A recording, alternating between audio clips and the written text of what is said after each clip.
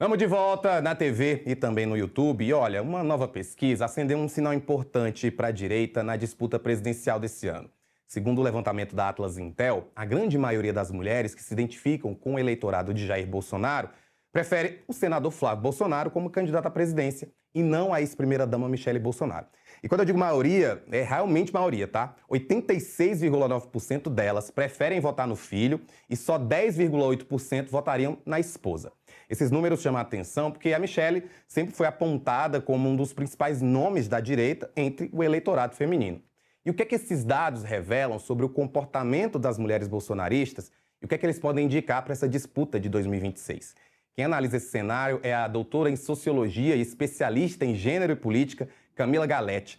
Camila, boa tarde. Essa pesquisa Atlas Intel, ela foi feita logo depois da divulgação do vídeo em que a Michele disse que o Flávio a humilhou. O dado que aponta que as mulheres bolsonaristas seguem preferindo o Flávio indica que o vídeo não teve impacto nesse núcleo duro ou que a proximidade pode ter feito com que o impacto ainda não pudesse ser medido completamente? Boa tarde, Rafael. É um prazer estar falando com você nessa tarde. Bom, de fato, teve sim um impacto, sobretudo dentro da estrutura, né, do próprio bolsonarismo, do clã, da liderança. E quando a gente pensa, né, na pesquisa que remete à rejeição, de certa forma, de mulheres à suposta eleição, né, a possível eleição de Michele Bolsonaro à presidência, é importante a gente pensar que o pertencimento a um gênero não vai produzir automaticamente a solidariedade política ou uma identidade eleitoral. Então, esse vídeo, sim, teve uma grande repercussão, ela foi muito inteligente na forma como ela dialogou, né, a semiótica, como ela trouxe as imagens, enfim, né, toda a narrativa criada, mas, de fato, né, quando a gente pensa como o bolsonarismo se estrutura, não se sustenta o fato de ser uma mulher, ter uma visibilidade, ser possível votada nas eleições presidenciais. Camila, independentemente dessas mulheres bolsonaristas, não é esse o voto feminino que o Flávio de fato está buscando. Entre as eleitoras que ainda estão na dúvida, a Michele é um ativo eleitoral essencial para a campanha do Flávio?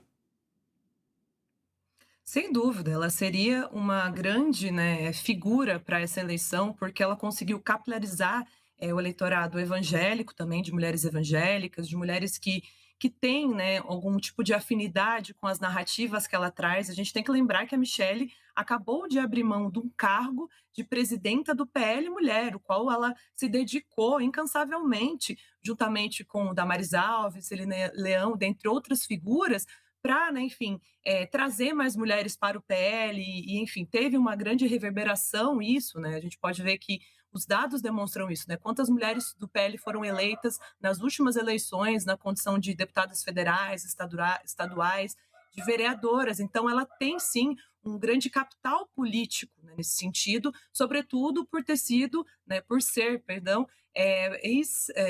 por ter sido ex-primeira-dama e ser esposa de Jair Messias Bolsonaro. Então, ela tem essa visibilidade e esse capital político que pode, sim, capilarizar mais votos para as eleições, né, que Flávio pretende disputar. Camila, hoje mais cedo eu estava conversando com o Reinaldo Azevedo, que também tem programa aqui na Metrópolis TV, e ele analisava o seguinte, que ela sair da disputa para o Senado é, na verdade, um movimento muito inteligente, porque a coloca nos holofotes para 2030 e, ao mesmo tempo, a deixa livre para poder ter o pensamento que ela quiser. Não necessariamente ter que seguir ordens do partido que envolvem essa eleição de 2026. Você acredita que, de fato, é isso? Esse movimento de desistir da campanha pode, na verdade, beneficiar?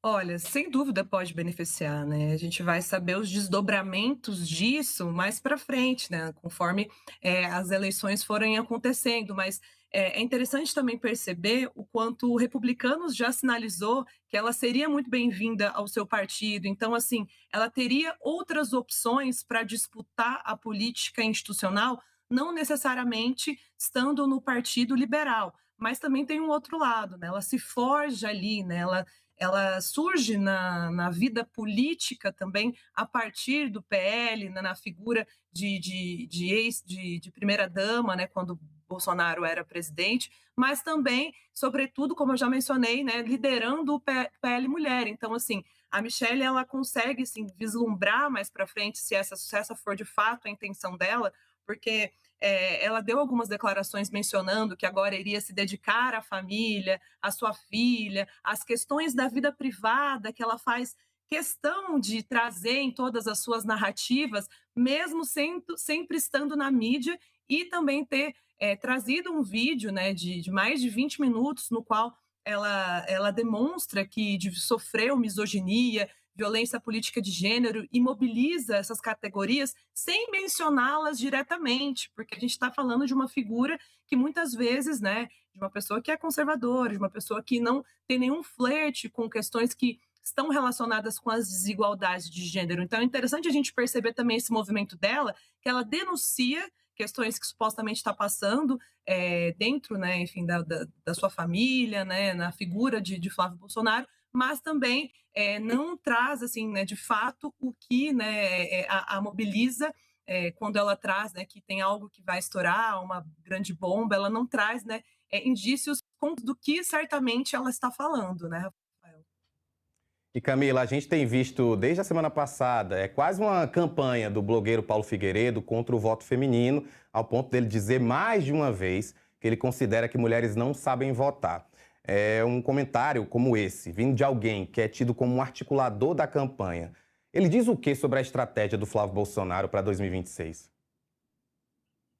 Olha, essa estratégia ela pode sinalizar duas coisas. Pode ser algo combinado para que Flávio possa responder a isso, tentando capilarizar o voto feminino, né? Então ele já respondeu, ele trouxe a sua esposa também para respondê-lo, né? Para defendê-lo, para de certa forma tentar blindá-lo, né? De uma tentativa de acusação de misoginia, de violência política de gênero, que a gente sabe que é uma prática que que às vezes ele costuma fazer, né?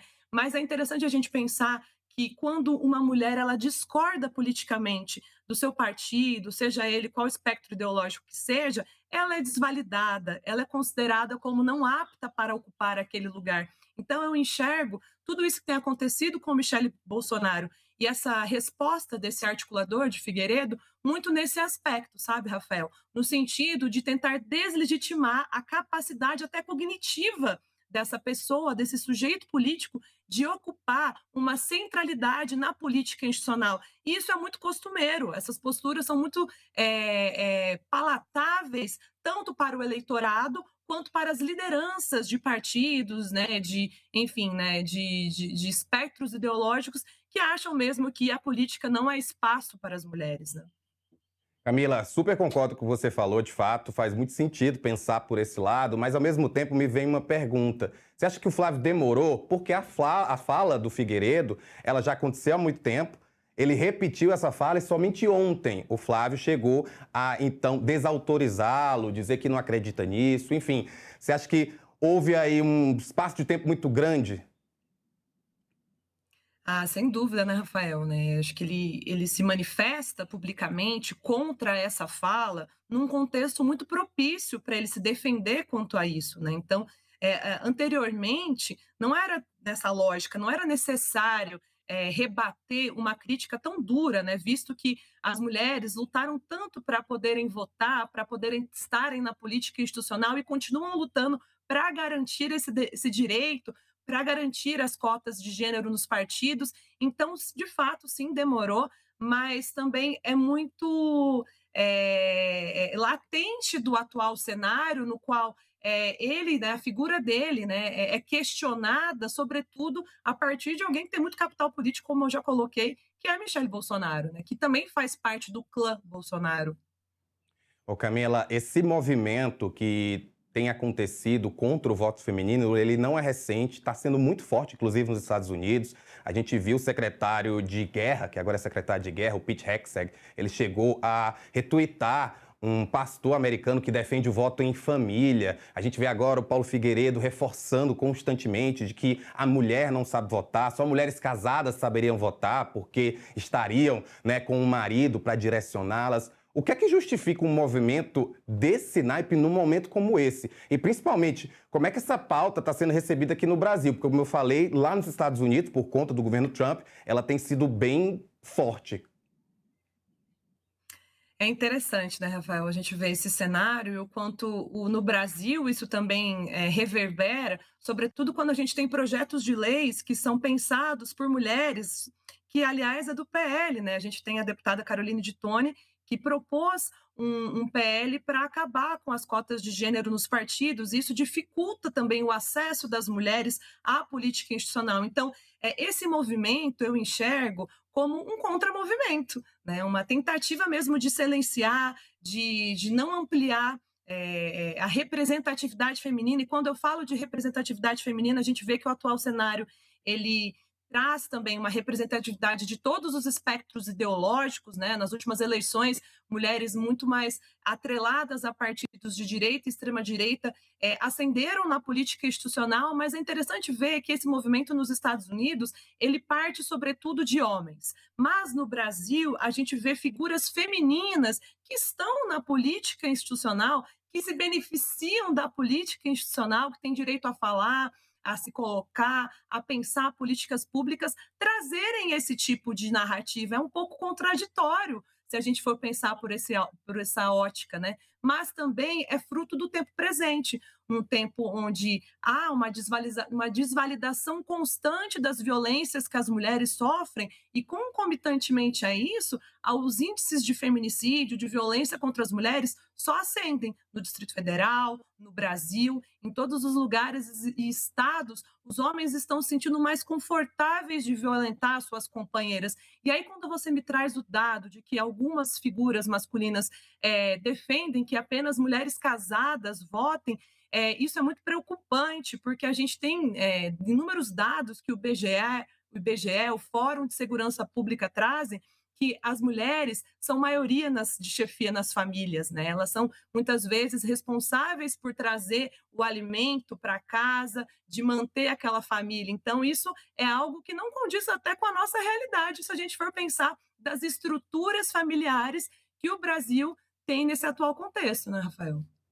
Realmente, Camila. E diante de um cenário aí sem Michele e com aliadas como a Damares Alves sendo bem explícitas em relação a como elas estão se incomodando com essas declarações de aliados do Flávio, como o Paulo Figueiredo, como você acha que a pré-campanha pode atuar de forma mais imediata mesmo para tentar crescer entre as mulheres, até porque, independentemente do que esses homens pensem, o voto feminino é essencial para qualquer candidato esse ano?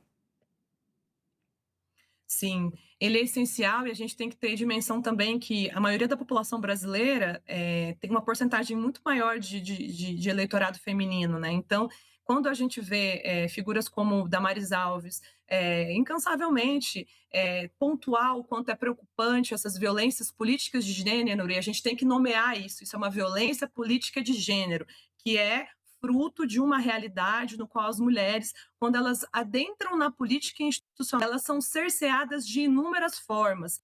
Elas são perseguidas ao ponto de desistirem de estar naquele espaço.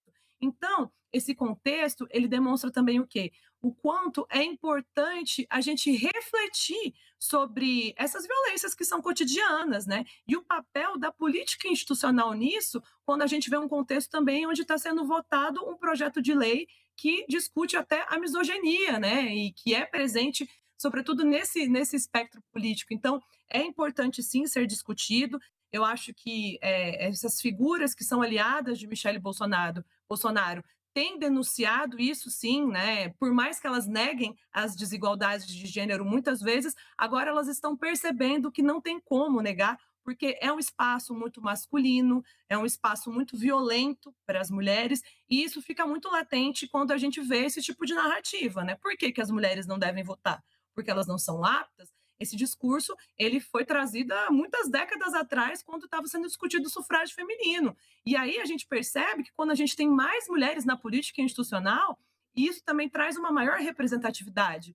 Há políticas públicas específicas voltadas para as mulheres nessa lógica, porque as mulheres passam a questionar suas próprias realidades e as lacunas que a política são permeadas pelas questões de gênero, né? É isso, Camila. Muito obrigado por participar com a gente aqui no Agora Metrópole. Sinta-se convidada para voltar sempre, até porque a gente vai falar muito sobre política até outubro. Depois também, mas até outubro mais ainda. Obrigada, Rafael. Foi um prazer falar com vocês.